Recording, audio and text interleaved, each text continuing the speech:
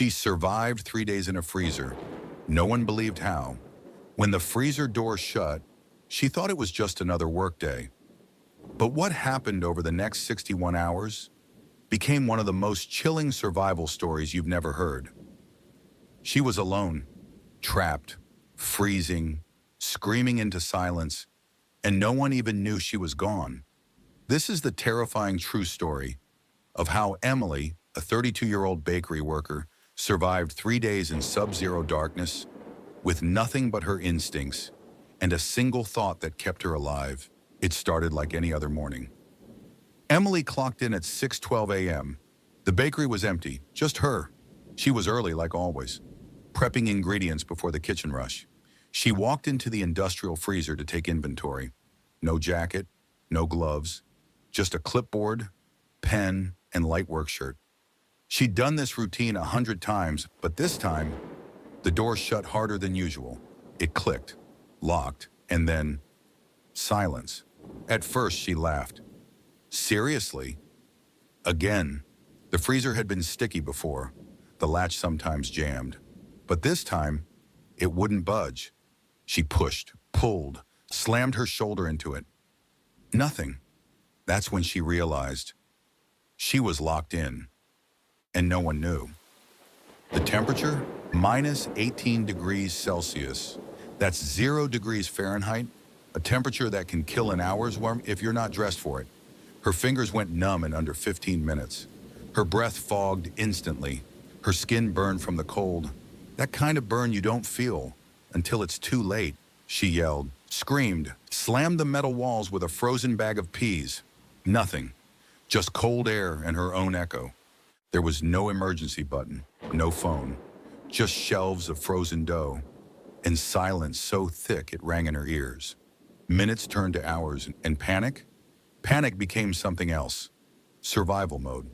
She started pacing, talking to herself, trying to stay awake, trying to stay alive. Around midnight, the light inside the freezer flickered and died. Pitch black. No sound. No sense of time. Just her breath and the slow, creeping numbness.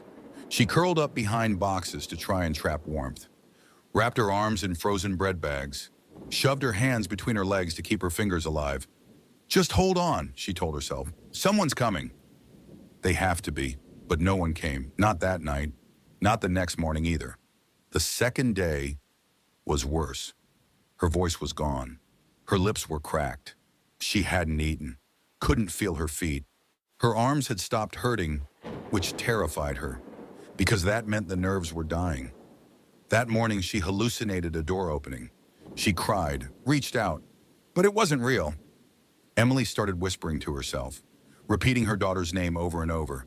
Claire, Claire, Claire. That name, her 6-year-old daughter, was the one thing keeping her from closing her eyes. For good. By day 3, Emily had stopped screaming. Her body was shutting down. Her vision blurred. Her thoughts slowed. She curled up on the floor and told herself, if this is it, just let me dream of her.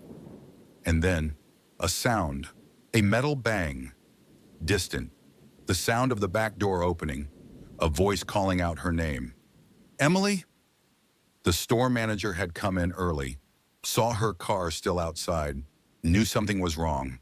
He heard a faint thump from the freezer, opened the door, and found Emily, collapsed, skin pale blue, lips cracked, eyes half open. She wasn't dead, but she was barely alive. Paramedics rushed her to the ER. Her core body temperature was dangerously low. She had frostbite on both feet, hands, and her nose. She spent 14 days in the hospital, lost 2 toes, but kept her life. And what caused it? A known defect in the freezer door's release mechanism, one that had been reported 3 months earlier, but ignored. The bakery was fined. Emily sued and won a confidential settlement, but the money wasn't what mattered. She got home, she hugged her daughter, and she told her one thing.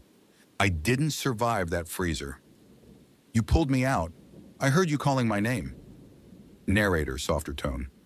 Not all survival stories are about strength. Sometimes survival is just about having one reason to keep going. Emily's was her daughter. What would yours be?